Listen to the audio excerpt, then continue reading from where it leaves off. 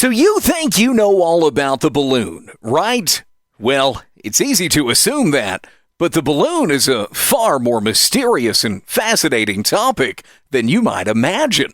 Let's say you wanted a balloon back in the day, like way back. Well, believe me, you had to be pretty desperate because the original balloons were inflated pig bladders. Can you say yuck? Seriously, who would think of something that nasty?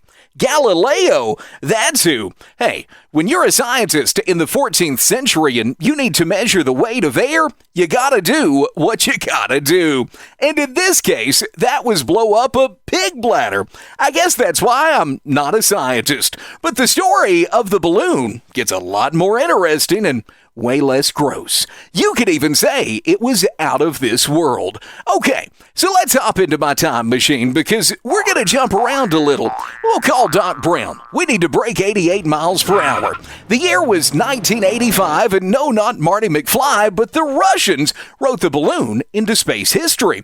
See, the Soviet space program wanted to drop some scientific instruments into the atmosphere of Venus, and that's where the balloon comes in. The Soviet spacecrafts Vega 1 and Vega 2 used helium balloons to get their equipment into the atmosphere of Venus, collecting the valuable data they needed. But not all of this story takes place so far away. So won't you join me as we start from the invention of what most of us think of as the balloon, or at least close to it. The year was 1824, when Professor Michael Faraday was about to pop. He had such a great idea. He pressed the edges of two sheets of rubber together, creating the first rubber balloon. Birthday parties would never be the same. But if you think that's something, the first hot air balloon took to the skies back in 1783, when the Montgolfier brothers left the ground, flexing their latest invention on a crowd of dignitaries in France. Now, those were some pretty smart guys. But there are other, more, let's say, risky ways to take flight. Can you guess where this is going? So, we want to fly, but we don't have anything close to a hot air balloon. Oh, whatever shall we do? Cluster ballooning? What? Cluster ballooning? Bet you never heard of it, right?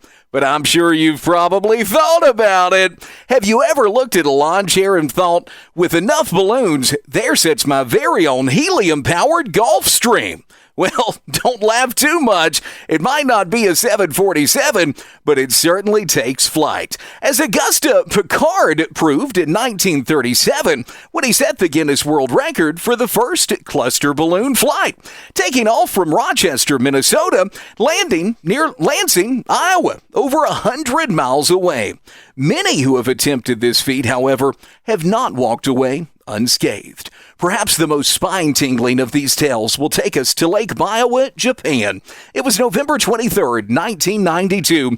Witnesses report seeing Yakuza Suzuki strapped to 23 helium balloons floating out to sea. 2 days later, the Japanese Coast Guard spot him 800 kilometers offshore over the Pacific Ocean.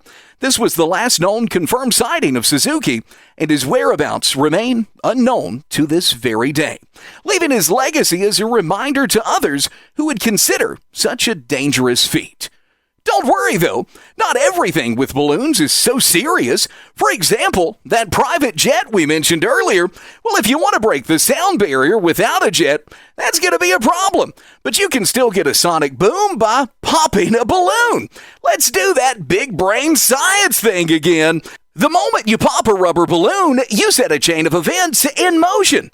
See, the air inside the balloon is being squeezed by the balloon skin. That means all of that elastic tension of the balloon is pushing the air inwards. Want to make that sonic boom? Well, grab a safety pin, puncture the balloon, giving all that air a pathway to escape. You get a boom! Kablam! The escaping air creates a pressure wave, causing the sonic boom, just like a jet displacing air as it flies. See, I told you that balloons were far more interesting than you would ever believe. So hey, go with me on this. Let's jump back in my time machine and head to the 1970s. Oh yeah, get those bell bottoms on because disco was king, and even one of the most acclaimed ballet companies in the world wanted to add a little disco flair.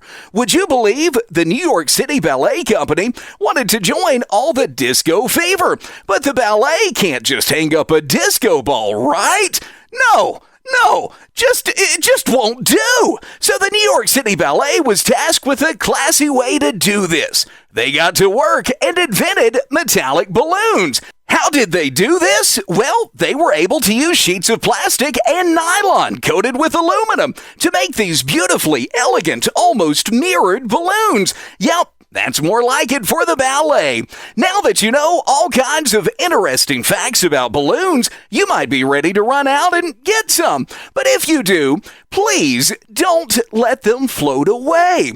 Modern balloons are made of latex, which is biodegradable, but that still doesn't mean they're good for the environment. So remember, when you're having fun with balloons, make sure you do so responsibly. Hey, from flying pigs to outer space, balloons sure have made a lot of history.